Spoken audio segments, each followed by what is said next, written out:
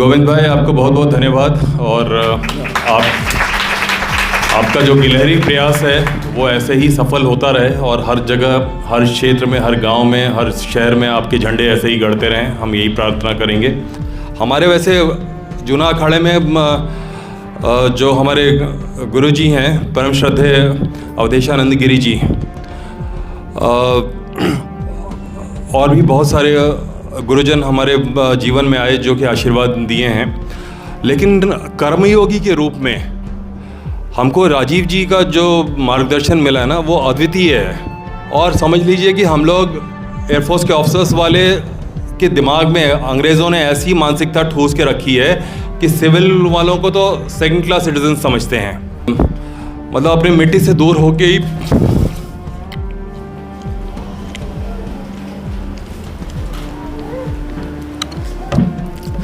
उसकी वैल्यू का अंदाज लगता है।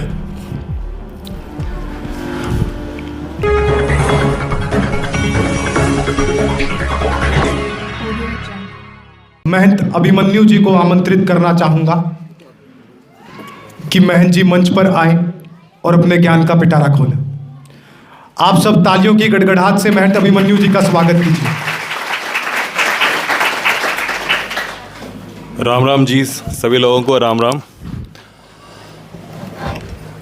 गुरुर् ब्रह्मा गुरुर्विष्णु गुरुर्देवो महेश्वरा तस्मै जी। आप लोगों के बीच वो वाला दे दो ना, इसमें कहीं लूज कनेक्शन है मेरे ख्याल से। आवाज़ क्लियर है जी। आप लोगों के बीच में इस सोनप्रस्थ की पावन धरती पे आने का पहला सौभाग्य मिला है और परम श्रद्धेय वैद्य त्रिलोक जी के आज दर्शन पाके हम धन्य हुए हैं। और हम आदरणीय गोविंद भाई का जितना भी धन्यवाद करें आज की इस स्वर्णिम और यादगार बेला के लिए। उन्होंने जो सूत्रधार का काम किया है उनके लिए हमेशा मतलब फुल ऑफ ग्रैटिट्यूड के साथ इमेंस थैंक्स हम यही कन्वे करना चाहेंगे। गोविंद भाई, आपको बहुत बहुत धन्यवाद। और आपका जो गिलहरी प्रयास है वो ऐसे ही सफल होता रहे और हर जगह, हर क्षेत्र में, हर गांव में, हर शहर में आपके झंडे ऐसे ही गड़ते रहें, हम यही प्रार्थना करेंगे महादेव के पावन चरणों में।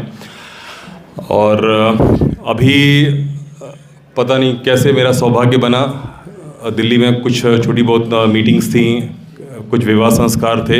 एक तो मैं ये कहना चाहूँगा कि हम लोग जो स्वदेशी परिवार के लोग हैं वो प्लीज़ ज़रा शादी शब्द जो है ना, या जो उर्दू का जो करप्शन हुआ है हमारे भाषा में, तो अगर हम देव भाषा या देववाणी संस्कृत अगर नहीं बोल पाते हैं, हालांकि बहुत ही संस्कृतम अति सरलम भाषा अस्ति, जैसे हम अगर किसी से वो संवाद करते हैं, राजीव जी से मैं 97 से जुड़ा हुआ हूँ और 2001 से ही हम लोग उनके अंतर्राष्ट्रीय संयोजक हुआ करते थे, दुबई में बेस्ड। दुबई में पूरा परिवार तब से ही रहता है। और उनका यही कहना था कि कुछ भी करो तो ऐसा करो कि मज़ा आ जाए। और मज़ा तभी आता है, आत्मा को सेटिस्फैक्शन तभी मिलता है जब आप अपने जड़ों से जुड़ के, किसी के दिखावे के लिए नहीं, किसी के बनावटी इंप्रेशन के लिए नहीं, आपकी आत्मा को जो अच्छा लगता है वो आप करिए।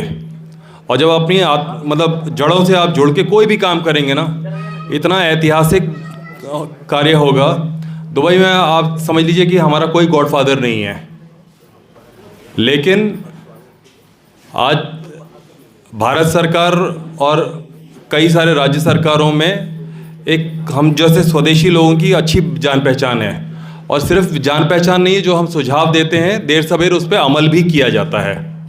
हम कोई आर्म ट्विस्टिंग नहीं करते हैं। तो ये सारे के सारे गुण और सारे के सारे संस्कार कहाँ से आए?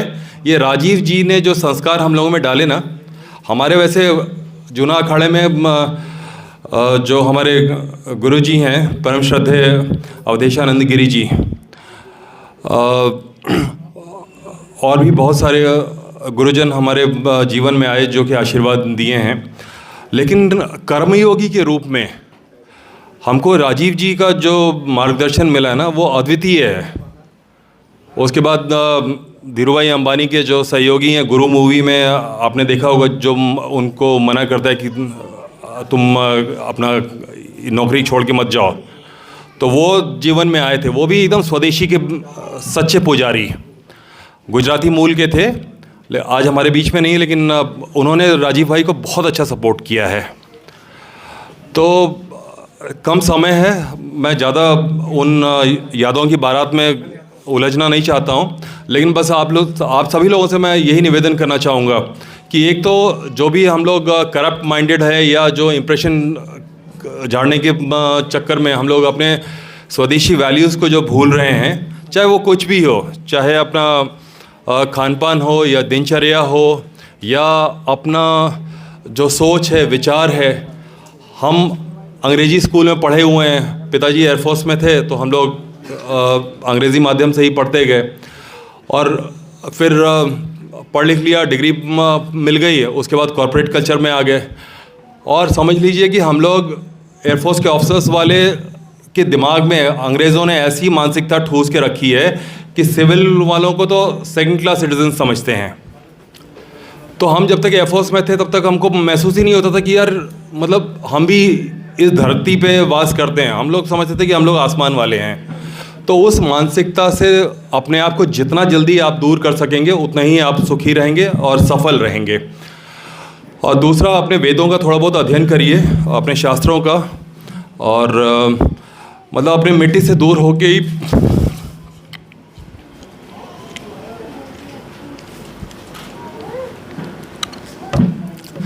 उसकी वैल्यू का अंदाज़ लगता है।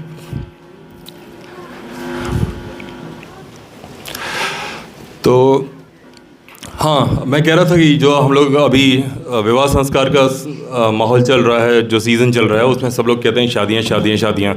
जैसे हम शब्दों का इस्तेमाल करेंगे उसी तरह की ध्वनियाँ जो क्रिएट होंगी। और आप अभी इलेक्ट्रोमैग्नेटिक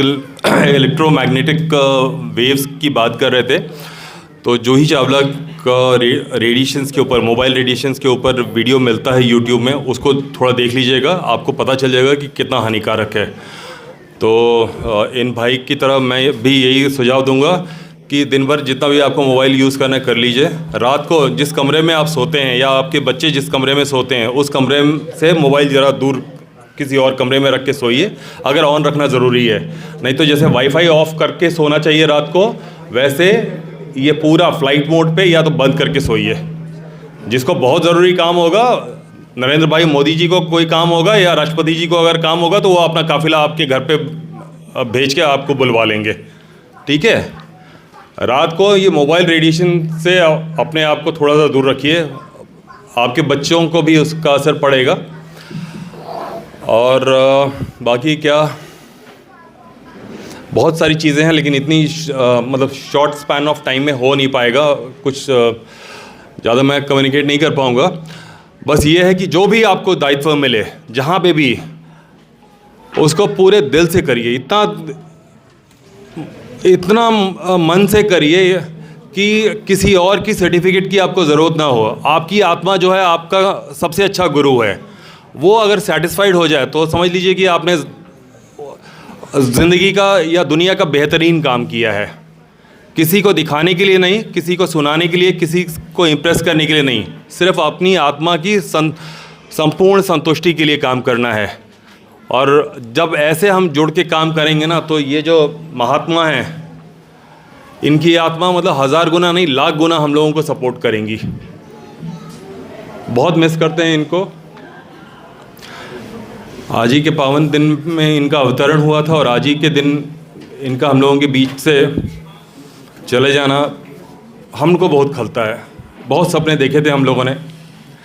मैंने कई बार उनसे बोला भी कि राजीव जी, आप बता रहे हैं कि आपके ऊपर 3 बार अटैक हो चुका है।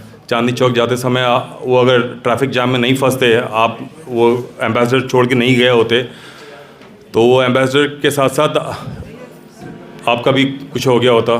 तो अपनी सुरक्षा पे ज़रूर ध्यान दीजिए, सबसे हाई प्रायोरिटी वाला है। लेकिन उसके कुछ सालों के बाद ही ऐसा कुछ हुआ है।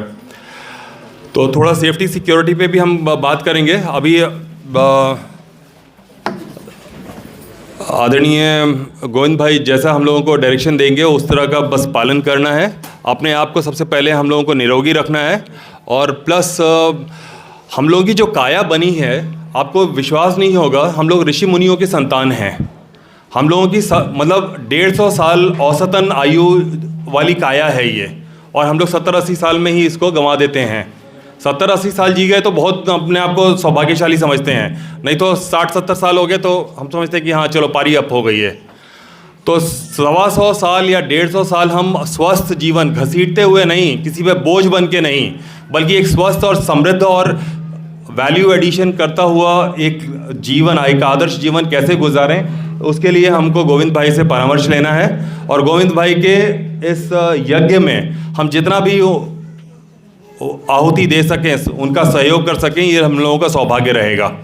और मेरी सब लोगों से मेरी गोविंद भाई से यही प्रार्थना रहेगी कि हम सभी लोगों को कम से कम 125 साल से लेकर 150 साल जीने के लिए मार्गदर्शन करते रहें, हमेशा स्वीट रिमाइंडर्स देते रहें। आज के लिए बस आप सब लोगों से आगे लेते हैं। और कुंभ के मेले में अगर आप लोगों का आना होता है तो जूना अखाड़े के टेंट में हमारी मुलाकात होगी, लेकिन थोड़ा सा दूसरा वेश रहेगा, आप शायद पहचान नहीं पाएंगे। तो कुंभ में भी मुलाकात हो सकती है।